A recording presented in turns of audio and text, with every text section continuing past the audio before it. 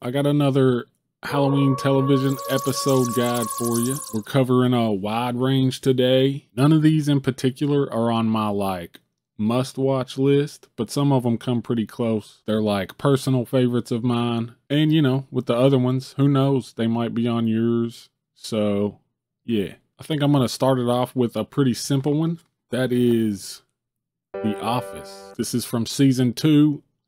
They're keeping it simple with this one, just calling it Halloween. It is the first Halloween episode of The Office. I think there's 3, and this is the first one. This one sees Michael being pushed to lay somebody off, and he held it off until Halloween. Why did you put it off until Halloween? Because it's very scary stuff. And that's basically the bulk of the episode, is Michael struggling to get himself to lay somebody off and all the cringy shit he does in that struggle. I'm gonna need you to find like a full employee salary plus benefits, like 50 grand. I'm gonna need you to find 50 grand in the numbers. But there's also some stuff about like Pam and Jim pulling a prank on Dwight and that leading to some drama with them. But the bulk of the episode is about Michael flopping around like a fish the whole runtime. Fire someone else. Okay, well, I already picked you, and you know that, so... I knew you'd see it my way, Michael. God bless you. You were a fine man. Don't... This is a great show in general. I think this is one of those widely accepted, like, greatest shows of all times kind of shows. And this episode is no exception. It's just a great episode. The plot stuff, I mean, I don't know. It could get in the way, have that effect where it's just making you feel like you need to be watching the whole show, but it's not too bad. I've seen way worse in that regards. You can just pick this up, pop it in, not be lost really. So yeah, like as far as the episode goes, 4 stars, it's a banger. The Office is awesome. In terms of Halloween though, it's not that great. Halloween is just a backdrop for this story. Even in that regard, honestly, it's a little light. They actually make a joke almost to excuse that fact. What happened to all of those spooky decorations that we had, the cobwebs and such? There's not a lot of Halloween decorations going on. There are some great costumes. Some like iconic Office costumes. Most notably probably being 3-Hole Punch Jim. But you've also got Michael with his Army of Darkness, 2-headed boss costume, and Dwight as a Sith Lord. Yeah, well, look, what about me? Which isn't itself a great costume, but it leads to a great scene where he's basically framed all dramatically and shit. Good stuff. It opens on a pumpkin, and I'm just gonna add that as a criteria, I guess, going forward. It comes up a lot. Most Halloween episodes open on a pumpkin, or at least show you one in the first like few minutes. I feel like that should be a criteria, right? So yeah, this one opens on a pumpkin. That does help a little, I guess. Yeah, I guess I'll give this one like 19 pumpkins. Not great, but also not the worst one you could pop in, I guess, because you'll be entertained, even if the Halloweeniness is a little lacking. Next is a hard one to find, but I feel like if you were around in the 90s, maybe even the early 2000s, you're gonna know this show. That is the 1998 Mad TV Halloween special. This is really hard to find. Yeah, Mad TV hardly had any physical media presence. As you can see, I don't have it. Mad TV kind of got the shaft in that regard. I think it got like a couple of seasons on DVD, but like good luck finding them. The show is available on streaming in certain places, but from what I've seen, it's not great. Some of them are straight up like, I don't know, TV rips that weren't even edited properly. Really sad, because it was such a prominent show in the 90s. But yeah, luckily I ran into a copy, and I actually saw this one live. I remember 1998 Halloween night pretty clearly. It was a good night. And I'm pretty sure I watched, like, in some order or another, they had like a Kiss Psycho Circus special, Mad TV, this episode, and the local news. I watched that in some order that night. I'm not sure how you even review a skit show. I mean, I guess just like, if you're familiar with Mad TV, it's got a lot of the hits, You know, you've got the Vancombe lady, Miss Swan, Stewart, and Antonia. There's a couple randos in there. Oh, also Kenny Rogers. He's like got a commercial for a CD he's putting out. Oh my God, it's a ghost! It's a scary ghost! Which Will Sasso's Kenny Rogers is one of the greatest things that's ever happened. Kiss is sprinkled all throughout the episode, obviously, but they've also got Robert Englund in here. There's a lot of extremely dated skits, like one featuring P. Diddy, Mace, and Natalie Merchant. Also Little Nestor, which is a highlight for me, just because I always liked their little claymation skits. And one of the cooler things about it is it's all wrapped in this whodunit slasher kind of wraparound story. And this is 98, so obviously it's driven by like the Scream era slashers, and they just straight up use the ghost face mask. They don't even try to hide it. It's not the best like take on a little slasher thing, because they basically tell you who the killer is from the bat. Not the best way to do a whodunit slasher, but I mean, I don't know. This whole show, like, you can't be mad at it. It is what it is. It's Mad TV. It's that super irreverent, stupid, late 90s shit. They didn't give a fuck. They were just doing whatever, and you kind of gotta love it. It culminates really cool with like a Kiss versus Michael Jackson thing. Because spoiler alert, the killer's Michael Jackson. They tell you that like right off the bat. But yeah, it's got a lot of callbacks to like old Kiss movie effects and Moonwalker and stuff. It's good shit. I'll give it 3 stars. Pretty damn good. And it's pretty Halloween-y as well. It opens on a pumpkin. Most of the skits are based in Halloween. There are a couple that aren't, but I mean, the most of it is. The stage that they use in the beginning and the end and stuff is all decked out. Good shit. I guess I'll give it like 75 pumpkins. Pretty solid. But yeah, next we've got Dark Angel, 2nd season. The episode is called Boo. This is a short-lived 2-season show from James Cameron that came out around the like Buffy era. It's one of the most 2000s ass shows I've ever seen. It's got Jessica Alba as Max. She's like 2000s power girl incarnate. The whole setting is in this like urban hip hop kind of cool dystopia. There are tons of like really trendy outfits, and like a great example, one of the characters' names is Original Cindy. That's a play on like, you know, Original Sin. This is not treated as a joke. Her name is just Original Cindy. Everybody calls her that. Nobody addresses how fucking cheesy it is. This is the 2nd season when the show kind of became less serious and took on like a Monster of the Week kind of thing, which I like. Also the music, man, the fucking music. They're using a lot of mainstream music to the point that it's going to be hard for me to edit this thing with clips probably if I want to use audio, because they're always playing fucking the Gorillaz or Mystical or some other mainstream fucking music in it. That's really annoying. But yeah, this one has Max going to a Halloween party. It's got some plot drama in it. It also has this one character named Joshua, who is a dog man, basically.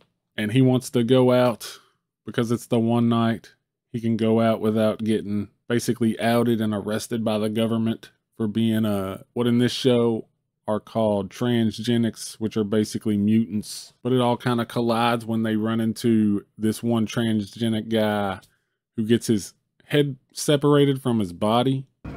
Now you've done it. And so his headless body is running around trying to do something that they have to stop. And it's just like an episode of them running around town chasing after this headless body and all the shenanigans that unfold.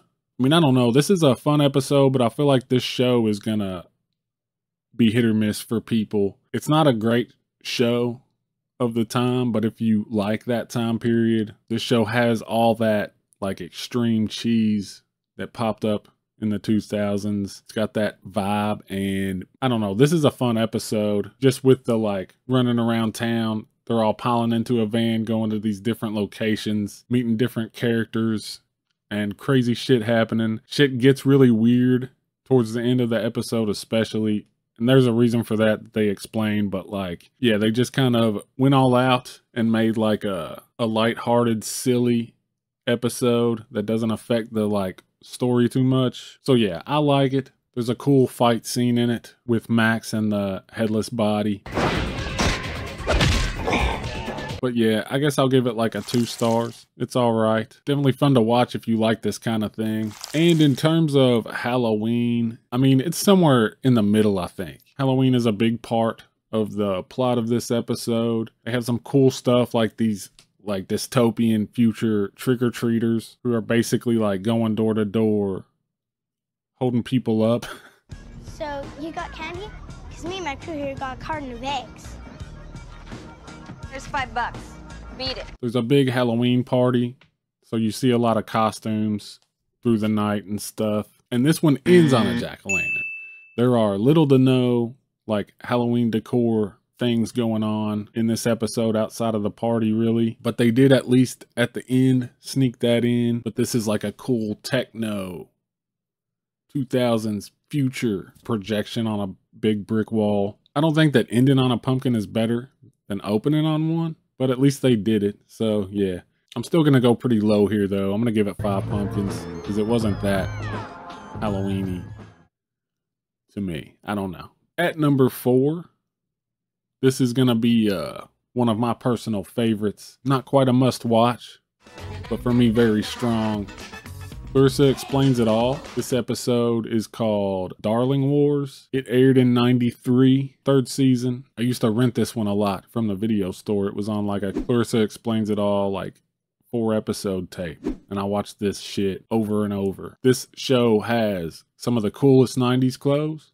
So I'll get this out of the way. This is a cool outfit.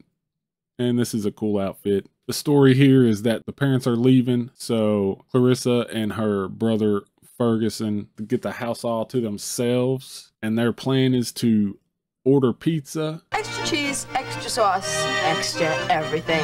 and watch Beetlejuice. But Ferguson pulled a switcheroo and got Psycho Cop 4, which I didn't even know existed because I love Psycho Cop 1 and 2, which I think, you know, they didn't know that Psycho Cop was a franchise. I think when they wrote this episode, I think they just picked a cheesy name and it happened to be a real movie franchise.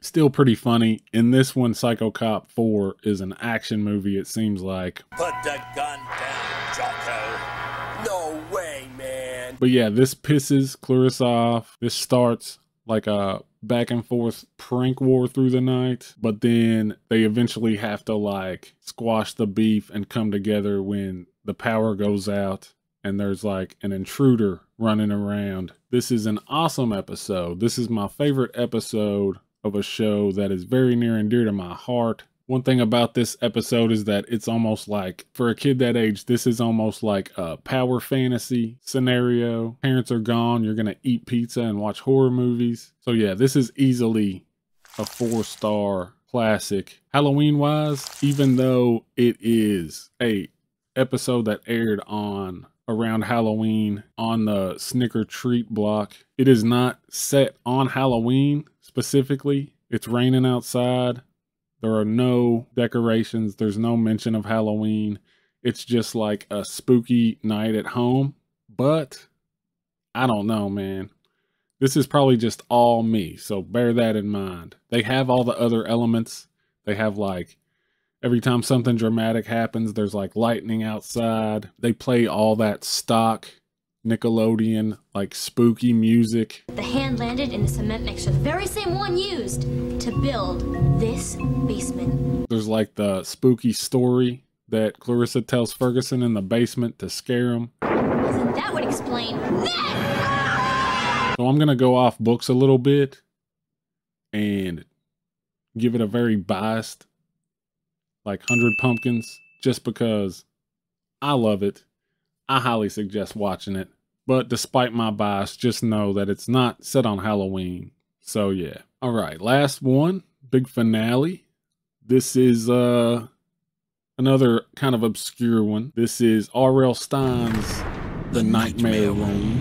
The episode is Full Moon Halloween. Nightmare Room is like a gap bridger show between Goosebumps, which everybody knows, and The Haunting Hour, which was like, I don't hear a lot of people talk about it, but it was pretty popular, I think. I wasn't watching it at the time because I was, already in my 20s, not watching kids shows. But going back and revisiting all this shit and discovering it, it seems like, it had a lot of episodes, and trust me, we're going to talk about it eventually, probably pretty soon. But yeah, this was kind of like the redheaded stepchild of the R.L. Stine TV shows. It had 2 seasons, but one seems like it got cut short. I think there's 13 episodes, but it has all the trappings of these shows. If you like Goosebumps and stuff like that, I highly recommend seeking some of these out. There are a handful of episodes on 2 different DVDs, but some of them are getting harder to find and they're in bad quality. In a lot of cases, they're lost, probably. I haven't dug deep enough to see if there are any just straight up missing, but I wouldn't doubt it. But yeah, this has the bad acting. This has the convoluted plots, all the random like early appearances from people who would go on to be stars and stuff like that. And this is their Halloween episode. It opens up with like a old explorer dude dropping off a package. It's like a chained up chest. It's all spooky and it's got something moving inside of it. And then we meet our 5 teenagers who are talking about Halloween and some werewolf attacks. So you can see where this is going. They end up getting invited to a spooky house by a mysterious person. And they end up getting locked in, and it turns out to be this kid, Freddy. He has locked them in this spooky house for the night. Where's everyone else? There is nobody else. So you're saying it's just us? To figure out which one of them is a werewolf by releasing these werewolf hunting creatures into the house. They're called plogs. Excuse me? They're a type of gremlin. They're the only known natural enemy of werewolves. Hey! It's in my shirt! Ah! This is one of those special episodes of a weird random TV show that is like batshit crazy. This is like Goosebumps, Critters, and the Howling 5 all just mashed up together. It's like a werewolf story. It's like a whodunit where people are locked in a fucking house with a mysterious werewolf and these little critters that are just like little balls of fur. And this plot is so convoluted, like I can't even describe. There's so many twists and turns. I'm just gonna spoil it. This Freddy kid gathered all these people. He ordered this like old spooky chest from a fucking explorer dude, gathered all these kids here, set up like an alarm system to lock them in the house on like a timer or whatever so that he could avenge his like cousin or something. I'll tell you what the deal is. One of you knows firsthand about those animal attacks. One of you is the werewolf. Are you the werewolf? One of the kids attacked last month was my little werewolf. Oh no. By catching the werewolf with these fucking creatures, all to be revealed like towards the end of the episode that he was just full of shit so that he could get these kids to like him. One of us is still a werewolf. Actually, I've been going to school with you guys since the 4th grade. And when you're not ignoring me, you're making fun of me. So I just figured that if I threw this amazing party, maybe you'd talk to me every once in a while. Werewolf. It's so insane. And I love it. It's beautiful. I highly recommend it if you like weird, crazy shit like this. I'm going to give it like a 3 stars. I don't think it deserves a 4-star, but it's a very strong 3 stars. It's very predictable, like a kid's show, but that's where the fun's at, I think, a lot. So yeah, 3 stars. On the pumpkin scale, I'm going to give it like 990 pumpkins. It's a very Halloween-y episode. Again, the whole plot is surrounded by Halloween and driven by it to a degree. They're locked in this house, like House on Haunted Hill style. It is decked out with like the types of props and gags that no little kid could ever set up on his own. There's shit flying out of the closet at people. There's like a wall of like high quality masks. There's like trick tables with candy bowls with hands that come out. A fucking coffin closes on a pumpkin. So yeah, if you throw this on, I don't think you'll be disappointed. And yeah, that's it for today. Hopefully I'll be coming back soon with some more of these. I hope you got something out of it. Hope you enjoyed it. Thanks for watching. And until next time.